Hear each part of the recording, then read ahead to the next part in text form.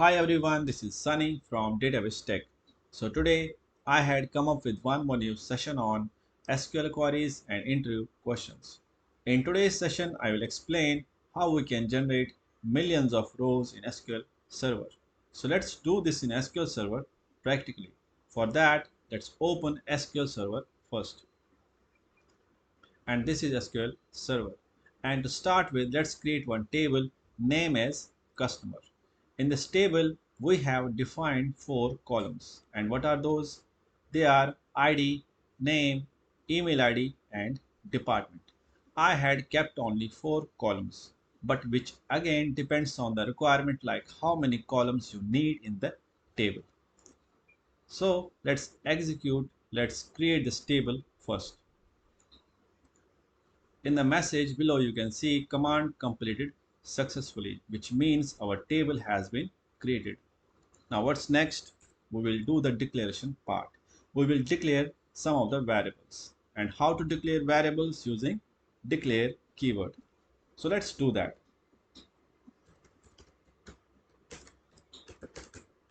Int. What's int? It is the data type for this variable which we have declared. Similarly, we can declare other variables also. Here for the name, data type will be varchar. Length you can give 30. Declare email ID. For this also, data type will be varchar. Declare @department, which is our last variable to declare. For this you can give length as 5. Our declaration part is complete. Now what's next? Next is we will assign values to these variables which we have declared. And how to assign values using select keyword. Let's do that also. Select @ID equal to 1. Now why we have assigned 1 to this variable, don't worry about this, I will show you this in a bit, but for now let's keep it as 1. Select @name equal to abc @id. Here you can notice two things. First is the single quote. Why we have used single quote here? Because this is the hard code value which SQL doesn't understand. If you remove this hard code value, you will get an error. What's that? Invalid column name ABC, because now SQL doesn't know what it is. So if you have to use some hard code value in the SQL server, you have to use single quotes and keep that value in single quotes. The next is the plus sign. What that means? This is used when we have to concatenate two values, which means if you have to combine two values, you can use this plus sign. Select email ID, which is our third variable, equal to, same way you can use the hard code value plus @ID, and then you can append this value with single quote @gmail.com, because this is the email ID column.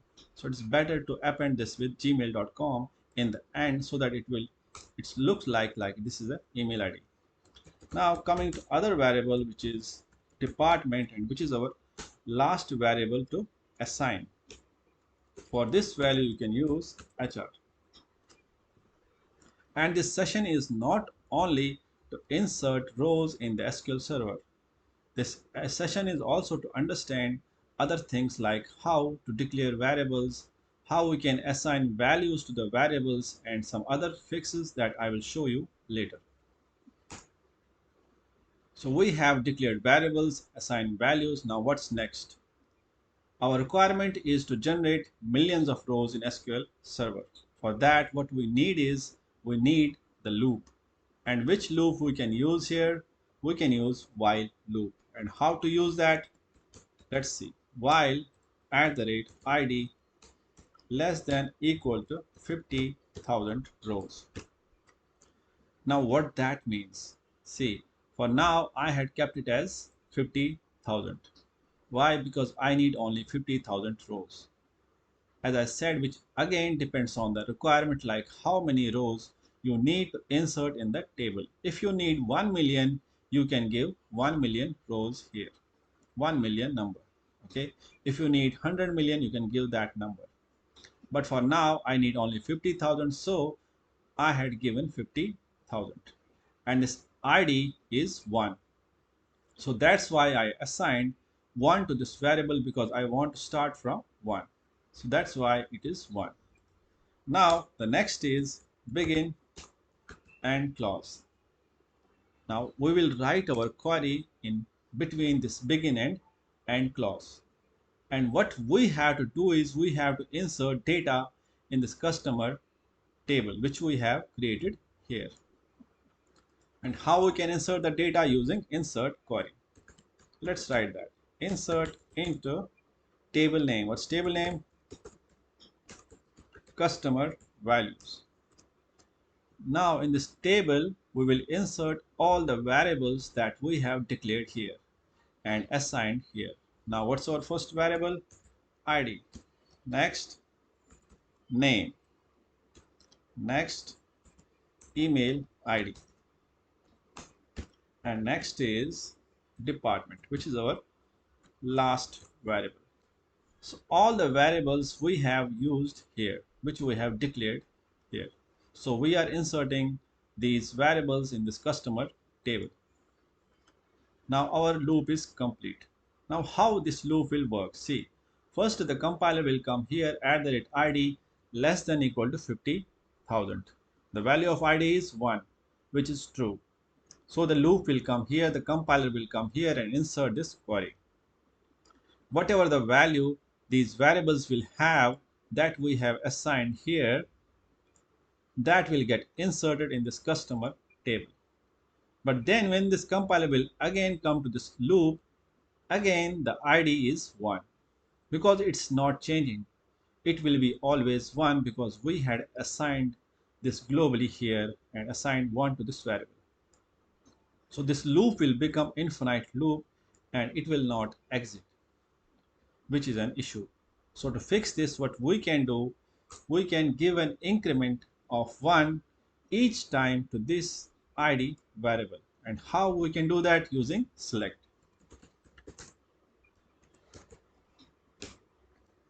At the rate ID plus 1. By this way, what we are doing, we are giving an increment of 1 each time to this ID variable. Now when the compiler will come here, this ID will become 2. So 2 less than 50,000 true, and then it will be 3, 4, 5. Similarly, it will come as 50,000. So till then it's 50,000, all the rows will get inserted. But when it will be more than that, 50,001, so at that time this loop will exit and we will come out from this loop. Because we need only 50,000 rows, so we will get what is required. Everything is done now, our script is ready, so let's execute this now. You have to select everything, whatever is in the script. So we are getting one error. Conversion failed when converting the varchar value abc to data type int. As I said, this session is not only to insert data in the table. This session is also to understand like how we can fix issues, the small issues that we are getting. Now, how we can fix this and why we are getting this issue, we need to understand this as well. Just click here. So this will come to this line. So here you can find out, okay, so this issue is here in the second line. So now what is the issue here? For this line, we are getting this error. Now the issue is, see, we are concatenating two values which are having different data type. So this is character value and this is integer value because we had declared this as an integer value. Now when we are concatenating this, we are adding this, we are combining these values which are having the different data type, we are getting error. What's that? Conversion error. So to fix this, what we can use, we can use cast. We will cast this integer value to varchar. And how to do that? Let's see. It's very simple. You have to use cast as varchar. By this way, its data type will change to varchar, and now both the values have the same data type and it will work. Now let's execute this again from the declaration part. Conversion failed. When converting, we are getting the same issue again, but here this issue is for the another line. It's not for the same line. You can see this is getting selected. Now the issue is here. So we will do the same thing what we have done for the second line. We will cast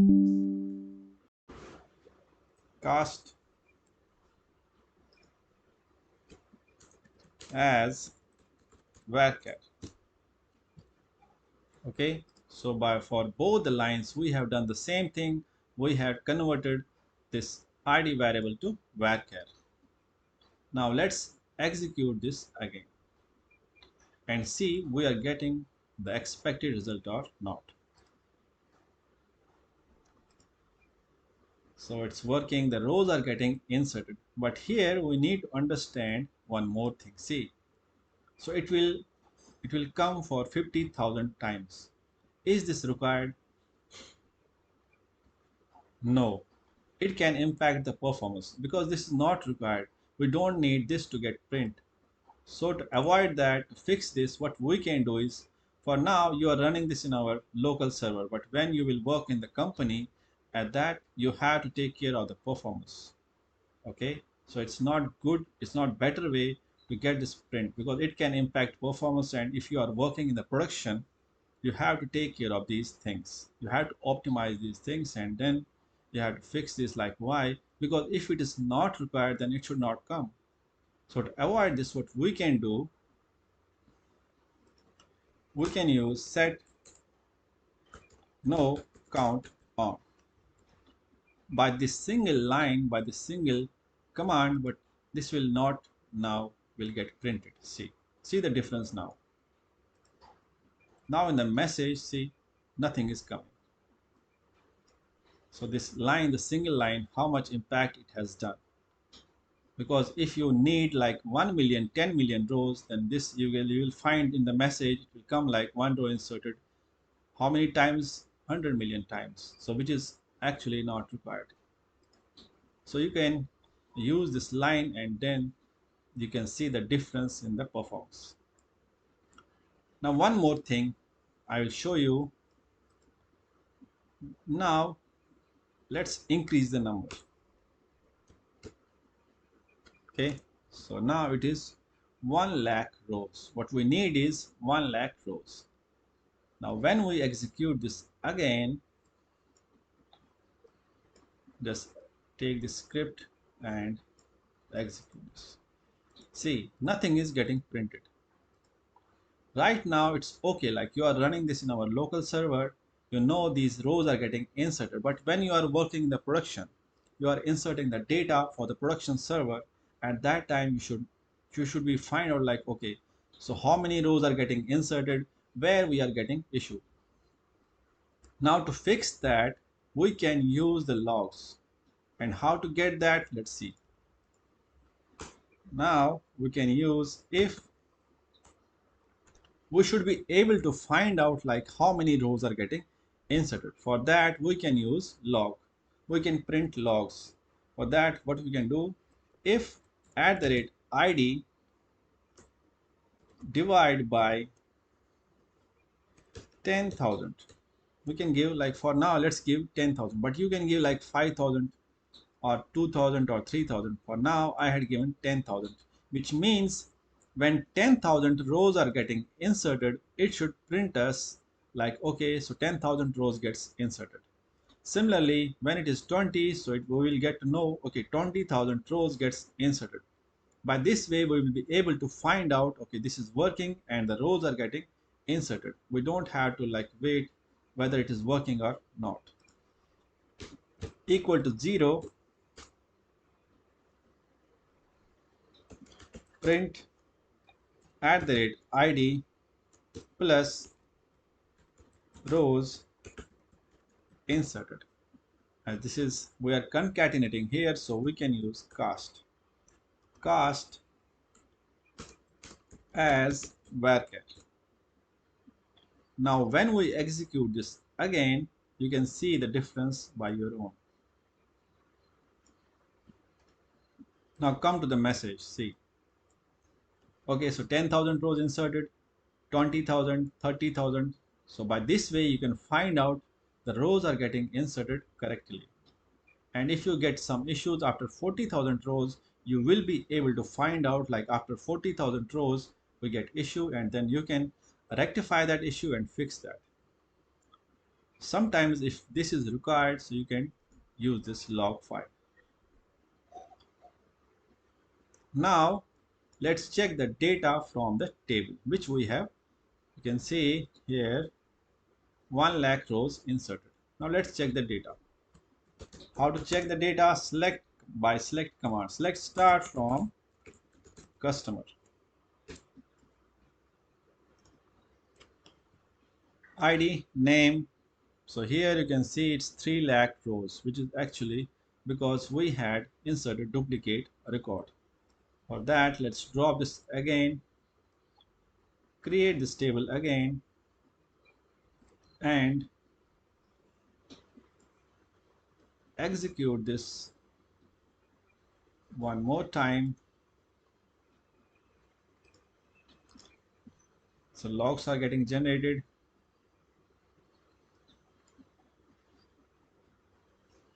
60,000 rows, 70, 80. Now let's check the data from this table. Now in here you can see 1 lakh rows which get inserted. Now notice here one thing. This is ID, name. For name, what we have done, we had concatenated two values. Where is that? Let me show you. Let's find out.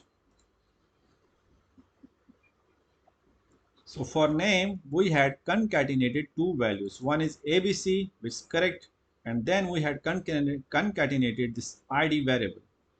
But ideally, it should change. It should, like for the second row, it should be 2, 3, 4, but it's not changing. So we need different values for each row, but it is giving us 1, 1, 1. Why? Just take a look and see why we are getting this issue. Have you find out? No.